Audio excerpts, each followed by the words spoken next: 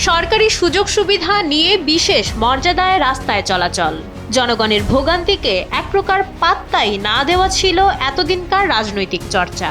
প্রথাগত এই চর্চার বিপরীতে গিয়ে এক অনন্য চমক দেখালেন সদ্য দায়িত্ব নেওয়া প্রধানমন্ত্রী তারেক রহমান।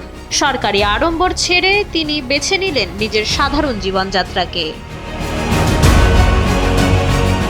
18 ফেব্রুয়ারি বুধবার প্রধানমন্ত্রী যখন সাভার ও শেরেবাংলা নগরের কর্মসূচিতে অংশ নেন, তখন সবার নজর কাড়ে তার বাহনটি। কোনো রাষ্ট্রীয় বিলাসিতা নয়, তিনি ব্যবহার করছেন নিজের ব্যক্তিগত টয়োটা গাড়ি, নিজস্ব চালক এবং নিজের কেনা জ্বালানি। এমনকি গাড়িতে ছিল না কোনো বিশেষ পতাকাও।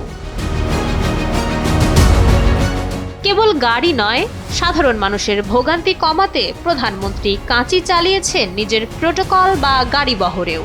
আগে যেখানে 13 থেকে 14টি গাড়ি থাকতো, এখন তা নামিয়ে আনা হয়েছে মাত্র 4টিতে। উদ্দেশ্য একটাই, ভিআইপি মুভমেন্টের কারণে যেন রাজধানীবাসীকে ঘন্টার পর ঘন্টা যানজটে আটকে থাকতে না হয়। জনদুর্ভোগ কমাতে মন্ত্রিসভার বৈঠকের ভেন্যুও বদলে দিয়েছেন তিনি। এখন থেকে প্রধানমন্ত্রীর কার্যালয়ের বদলে বৈঠক হবে সচিবালয়ে। এতে মন্ত্রীদের যাতায়াতের ঝক্কি কমবে, বাঁচবে সাধারণ মানুষের মূল্যবান সময়। এমনকি রাস্তায় দাঁড়িয়ে থেকে পুলিশি ডিউটি করার যে পুরনো প্রথা, তাও বন্ধের নির্দেশ দিয়েছেন তিনি।